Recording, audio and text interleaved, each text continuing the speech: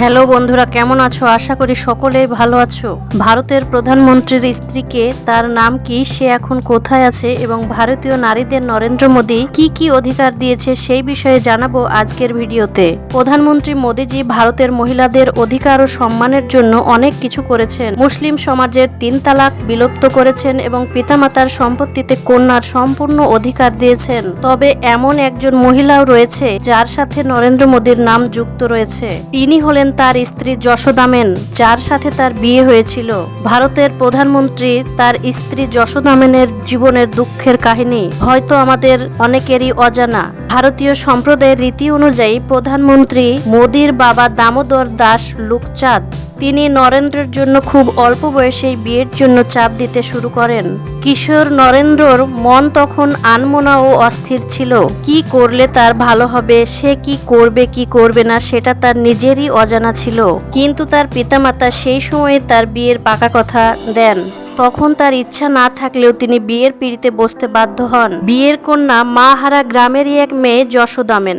জানা যায় যশোদামেনের বয়স যখন 2 বছর তখনই তার মা মারা যায়। এরপর নরেন্দ্র মোদী ও যশোদামেনের বিবাহ সম্পূর্ণ হয়। কিন্তু বিয়ে হলেও নরেন্দ্রর মন তখনও অস্থির ছিল। সে কিছুদিনের মধ্যেই বাড়ি ছেড়ে চলে যান।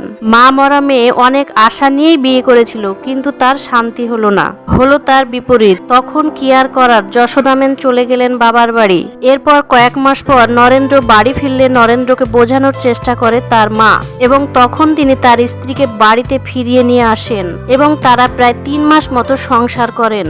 এরপর মোদী একদিন যশোদামেনকে ডেকে বলেন, আমি সারা দেশ ঘুরবো, আমার দ্বারা সংসার করা হবে না। দুঃখিত যশোদামেন কি আর করবেন, তিনি বলেন আমাকেও আপনার সঙ্গে নিন। তার উত্তর দিয়েছিল নরেন্দ্র, আমি সারা দেশ ঘুরবো, তুমি আমার সঙ্গে গিয়ে করবেটা কি? তার চেয়ে তুমি বাড়ি ফিরে যাও, মন দিয়ে পড়াশোনা করো। চলে গেলেন নরেন্দ্র আর ছেড়ে গেলেন স্ত্রী ও বাবা মা সহ পরিবারের সকলকে। পতির পরিচয় সতীর ধর্মকর্ম হয়ে থাকে। বিয়ের পর একটা নারীর বড় আশ্রয়স্থল তার স্বামী। স্বামী যদি ছেড়ে চলে যায় তবে কি আর করার। তারপর যশোদামেন তার বাবার বাড়ি চলে যায় এবং পড়াশোনা শুরু করে। একটা সময় তিনি স্কুল শিক্ষিকার পেশায় যুক্ত হন। তার স্বামী নরেন্দ্র মোদী যোগাযোগ না করলেও তিনি আর বিয়ে করেননি।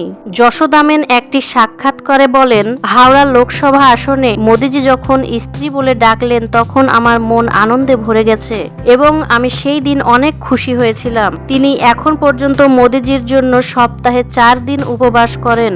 এখনো পর্যন্ত তিনি স্বাভাবিক জীবনযাপন করছেন। যশোদামেন অনেক সতী মহিলা বলে গ্রামবাসীরাও তাকে অনেক সম্মান করেন। তো বন্ধুরা, ভিডিওটি কেমন লাগলো কমেন্টে অবশ্যই জানাবেন।